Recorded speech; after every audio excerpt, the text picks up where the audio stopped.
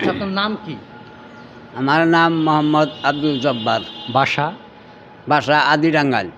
আচ্ছা, আপনি তো যুদ্ধ করেছিলেন নাকি? হ্যাঁ, যুদ্ধ করেছিলাম কালী। ভাতা কি পান? না না, ভাতা পাই ভাতা না। পান না? না, আচ্ছা, আপনার ছেলে মেয়ে কয়জন? আমার ছেলে মেয়ে, 2 ছেলে 2 মেয়ে।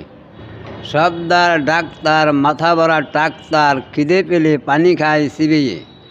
চেহারাতে রাত দিন বসে গুনে 2-3 পরে বই আলোটারে নিবিয়ে। ইহ বড় গোপ তার নাইজার জুরিদার, শুলে তার ভুড়ি ঠোকে আকাশে।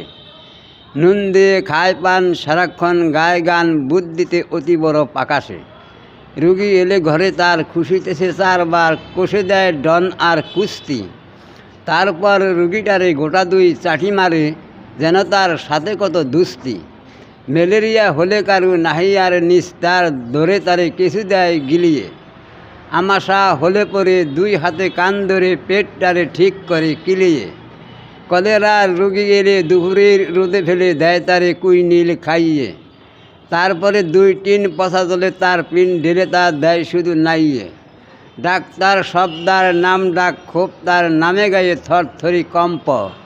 নাম শুনে রুগী সব করে জোরে কলরব, পিঠ টান দিয়ে দেয় লম্ফ। একদিন সকাল ঘটল কি জঞ্জাল, ডাক্তারে ধরে এসে পুলিশে। হাত করা দিয়ে হাতে নিয়ে যায় চাষারাতে, তারিখটা আষাঢ়ের 19-এ। এতক্ষণ যে বৃদ্ধ লোকটির কবিতা আপনারা শুনছিলেন, তিনি কিন্তু সাধারণ কোনো লোক নন।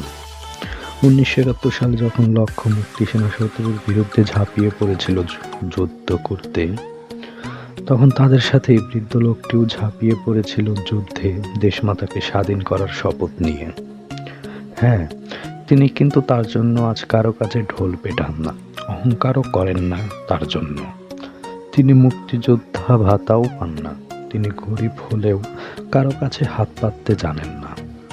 তিনি কষ্ট করে 2 মুঠো ডাল ভাত খেয়ে বাঁচাটাকেই সুখ ভেবে বেঁচে আছেন। আমরা না বুঝলেও প্রকৃতপক্ষে এটাকেই কিন্তু আসল সুখ বলে। আসুন আমরা এরকম মানুষের পাশে দাঁড়াই, তাদের দিকে সাহায্যের হাত বাড়িয়ে দিই, যাদের জন্য আমরা আজ স্বাধীনভাবে বাঁচতে পারছি। আমাদের কথাকথন মাল্টিমিডিয়া এরকম মূল্যবান ব্যক্তিদের কথাই তুলে ধরে আপনাদের সামনে। এরকম কোনো মহান ব্যক্তি যদি আপনাদের চেনা জানার মধ্যে থেকে থাকে, যাদের কথা কেউ জানে না, তাহলে অবশ্যই আমাদের সাথে যোগাযোগ করুন। আমরা তাদের কথাও তুলে ধরবো আপনাদের সামনে। কথাকথন মাল্টিমিডিয়ার সাথেই থাকুন। সবাই ভালো থাকুন, সুস্থ থাকুন। আসসালামু আলাইকুম।